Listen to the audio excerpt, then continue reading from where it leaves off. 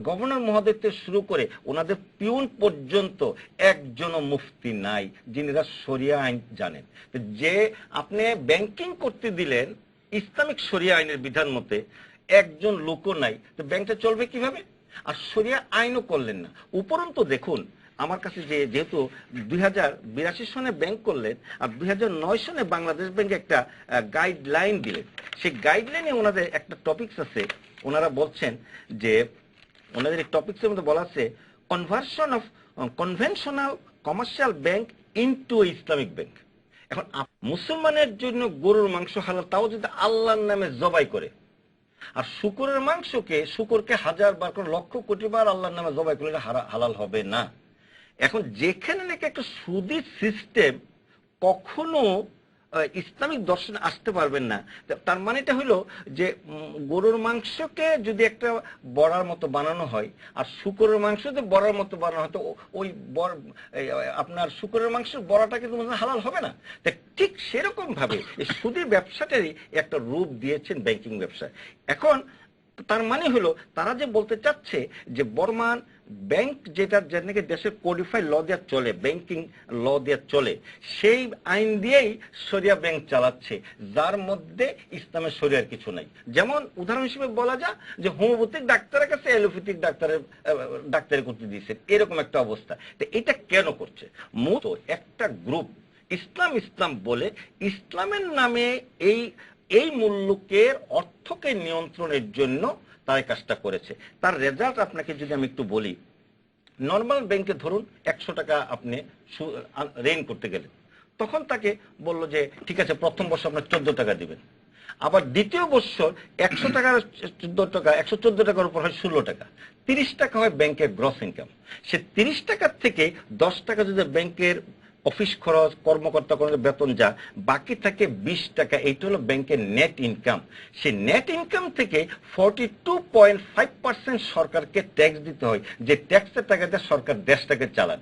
তো সেই হিসাবে নেট ইনকাম 20 টাকার থেকে 9 টাকা পাচ্ছেন সরকার, আর শেয়ার হোল্ডাররা পাচ্ছেন 11 টাকা।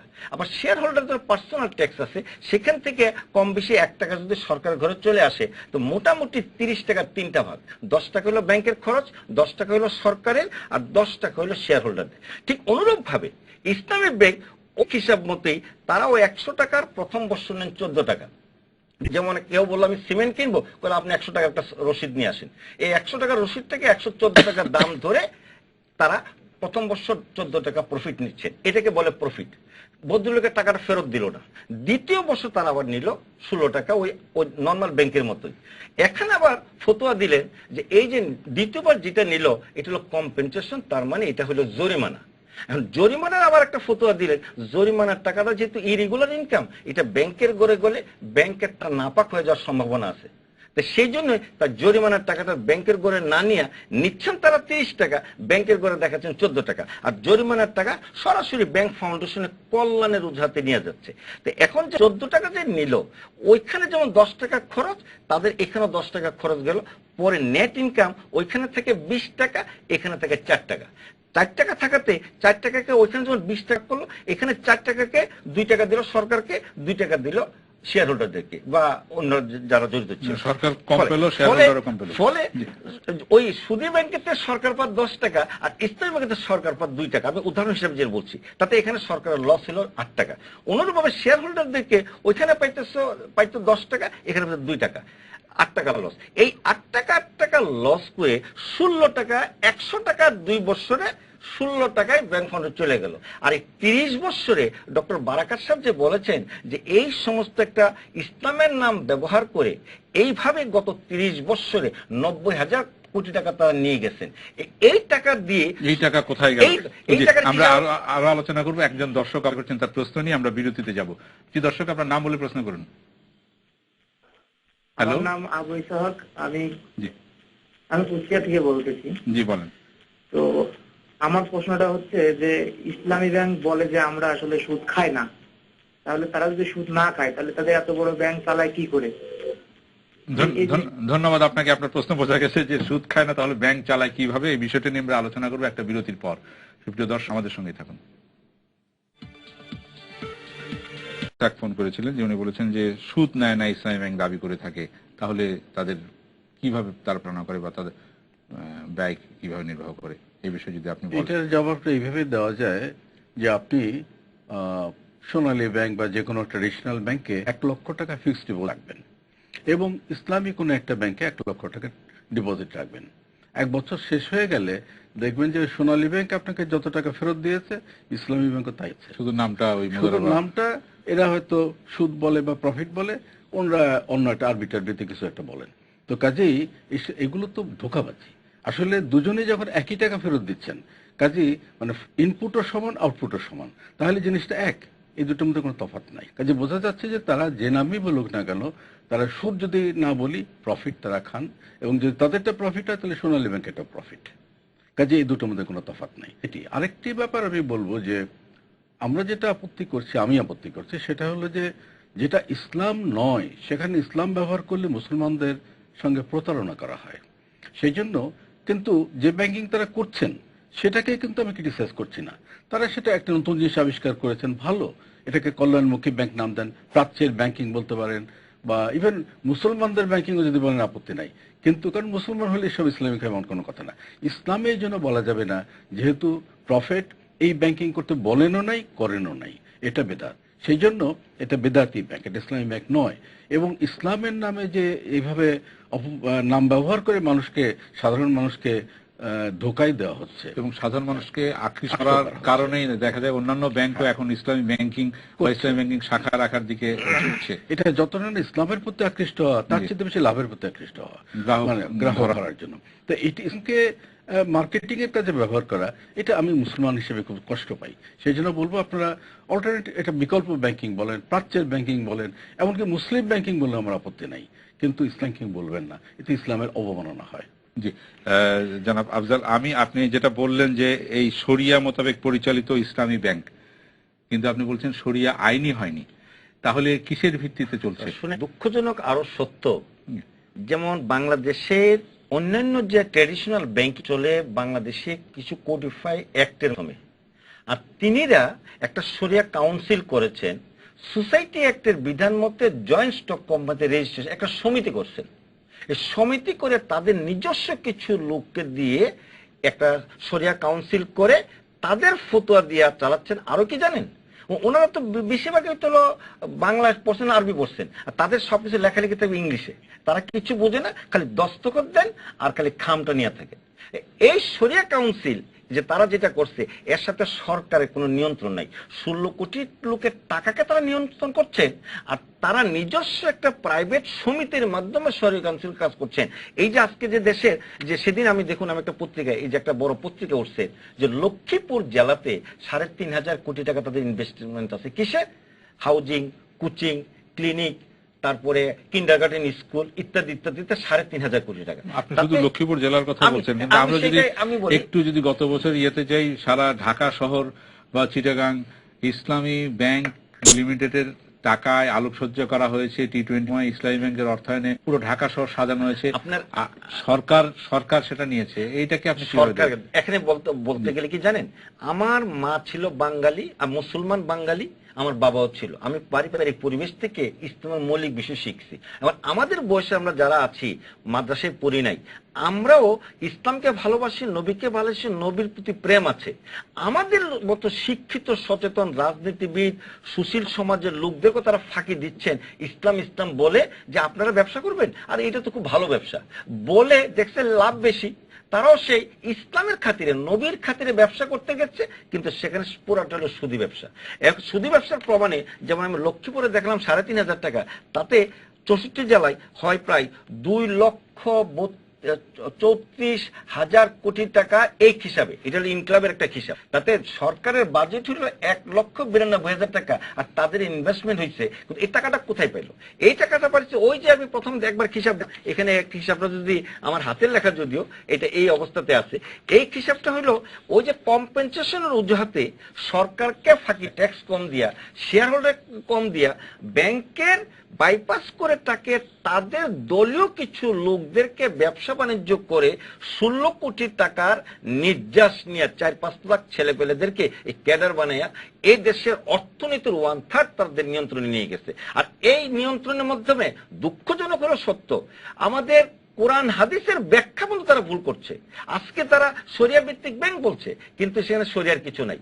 তাই তারা যে বলছে যে এটা ইসলামিক শরিয়া মোতাবেক চলে, এই কথাটা লেখাটা আমি মনে করি ইসলামের উপর একটা আযাব। কারণ ইসলামিক শরিয়াত মতো চলছে না তারা। বারাকাত সাহেব যে বলছেন যে ইসলাম শব্দটা বাদ দাও, আমিও ওনার সাথে একমত। এমনি কল্যাণমুখী করো, যেহেতু সুদী ব্যাংক সারা পৃথিবীতে চলতেছে, তারা সেভাবেই চলুক, কিন্তু ইসলামের শব্দটা ব্যবহার করে সাধারণ মুসলমানদেরকে প্রতারণা দিবে আর তা নিয়ে ব্যবসা করে শুধু 16 কোটি লোকের একটা অংশকে পালবে, আর তাদেরকে দিয়ে নবীর সুন্নত দাওয়াতের এই সারা পৃথিবীর মানুষকে দাওয়াতে উসুল পরিবর্তন করে তারা নতুন একটা ওই যে মহাজনী ব্যবসা শুরু করবে, এটা হতে পারে না।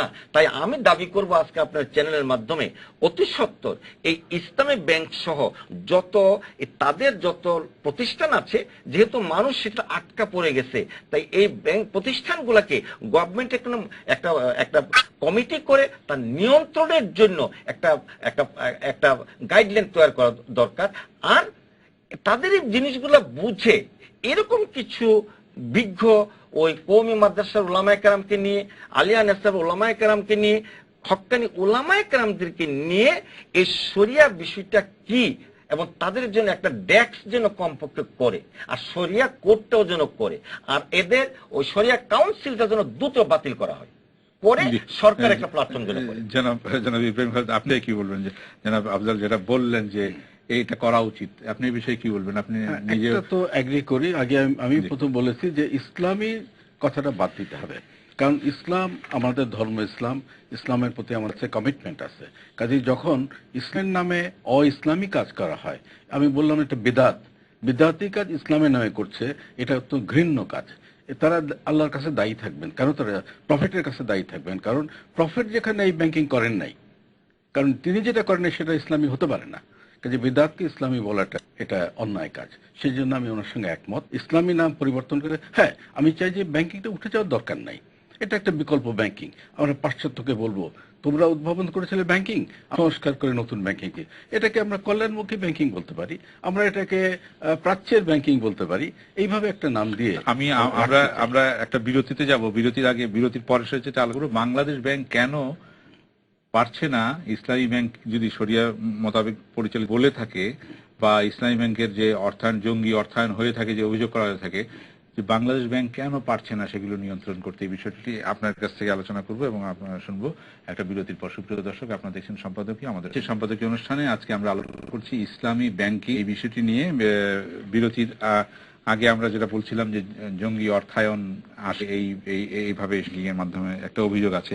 আমরা দেখি যে এটা আমার কাছে একটা চিরকুট আছে 2011 সালের 1 মার্চের স্বরাষ্ট্র প্রতিমন্ত্রী, উনি বলেছিলেন যে ইসলামীদের লভ্যাংশ 2.5 ব্যাংকে এবং 8 ইসলামী ব্যাংক ফাউন্ডেশনে জমা রাখে। লভ্যাংশের এই 8% জঙ্গিবাদ অর্থায়ন ব্যয় করছে বলে সরকার মনে করে। এটা স্বরাষ্ট্রমন্ত্রীর কথা, 2 বছর আগের কথা। তো এই বিষয়ে আপনি কি বলবেন? এই ধরনের অভিযোগ মানুষের মধ্যে রয়েছে। আমি যখন বাংলাদেশ ব্যাংকের ডেপুটি গভর্নর ছিলাম, একটা মজার ঘটনা বলি। আমরা ইন্সপেকশন করতে পাঠালাম ইসলামী ব্যাংকে একদল নর্মাল অডিটর, তাদেরকে তারা ঢুকতে দেয়নি, না দিয়ে বলেছে যেহেতু ওই টিমে একজন হিন্দু ছিল। তো আমি তখন বলেছিলাম যে আমি তো কোনো হিন্দুও পাঠাইনি, মুসলমানও পাঠাইনি, আমি পাঠাইছি ইন্সপেক্টর। ইন্সপেক্টররা জানে কি করে ইন্সপেকশন করতে হয়, সেটা তারা জানে। তো এটা নিয়ে প্রথম আলো সহ কাগজে লিড নিউজ হয়েছিল এটা। তারপরে তারা পরে অবশ্য ক্ষমা করে আমরা ভুল হয়ে গেছে ঢুকতে দিয়েছিল। তো এই যাদের অ্যাটিচিউড, যারা প্রফেশনালিজমকে মানে না, তারা কি ইসলাম করবে?